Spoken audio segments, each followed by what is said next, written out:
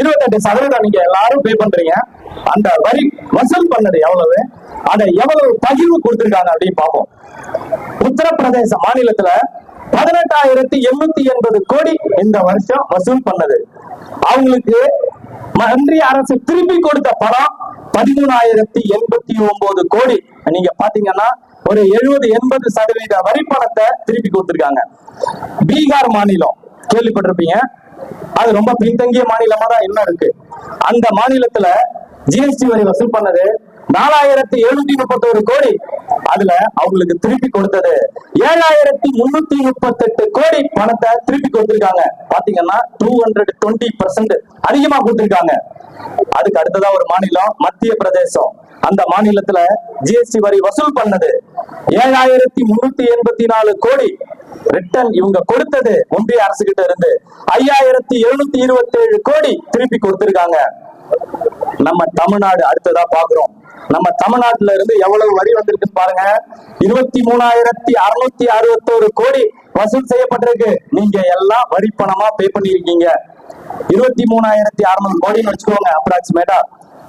இந்த பணம் எங்க போச்சு, நம்ம கிட்ட எவ்வளவு திருப்பி கொடுத்திருக்காங்கன்னு பாத்தீங்கன்னா 2,976 கோடி. 8 கோடி தமிழர்களும் என்ன பாவம் செஞ்சீங்க, நம்ம என்ன துரோகம் செஞ்சோம், ஏன் நமக்கு வரி பணம் கொடுக்கல பாத்துக்கோங்க. 200% கொடுக்கறாங்க சில மாநிலங்களுக்கு.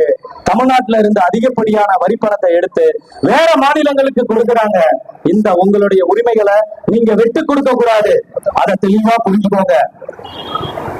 ஏன் சொல்றேன் அப்படின்னா, நமக்கு இன்னும் வர வேண்டியது 20,865 கோடி இந்த வருஷம் வசூல் பண்ண பணம் மட்டும் இருக்கு. அந்த பணத்தையாவது கொடுங்கன்னு சொல்லி நம்மளுடைய தமிழக முதல்வர் தளபதி ஸ்டாலின் அவர்கள் அறிக்கை கொடுத்தாங்க. இந்த பணத்தையாவது திருப்பி கொடுங்க. 8 மாவட்டங்கள் தண்ணியில தத்தளிக்குது, ஒரு 5,000 கோடி கொடுங்க, என் மக்களை நான் காப்பாற்றணும்.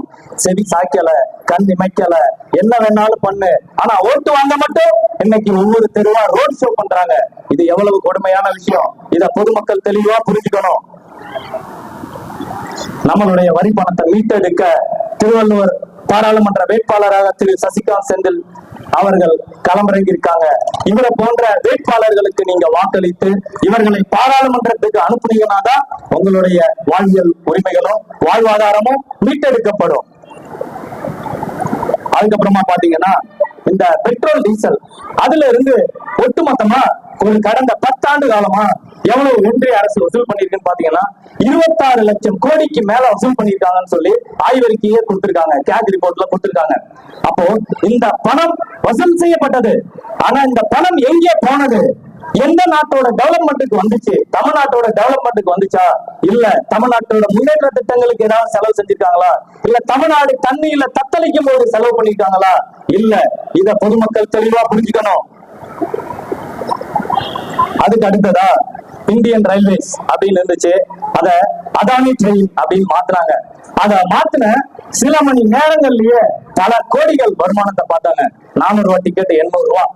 ஒரு கொடுமையான விஷயம், பிளாட்ஃபார்ம் டிக்கெட் 2 ரூபா 3 ரூபாய்க்கு இருந்த டிக்கெட்டை 50 ரூபாய் டிக்கெட் ஆக்குறாங்க. யாராவது கேட்டீங்களா? என்ன கொடுமையான விஷயம். நம்ம என்ன 50 ரூபாய்க்கு டிக்கெட் எடுத்து ஒரு 5 கிலோமீட்டர் 10 கிலோமீட்டர் என்ன டிராவலா பண்றோம்? கிடையாது.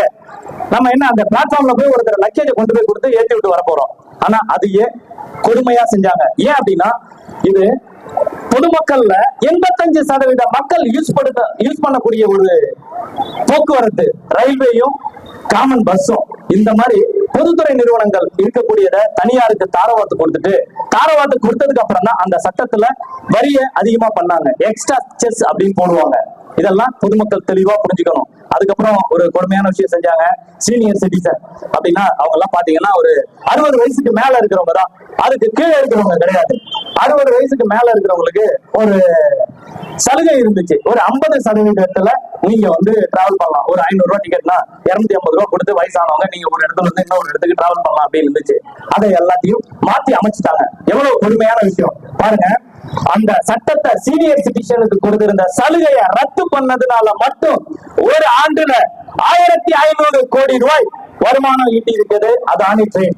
அதானி என்ற ஒரு தனி நபர் லாபம் காணுவதற்காக 1,500 கோடி ரூபாய்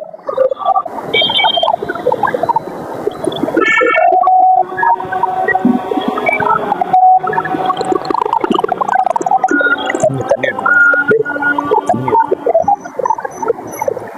கூலிங் வாட்டர் வேணாம், வேற வாட்டர் அந்த கடையில் வாங்கிட்டு வா.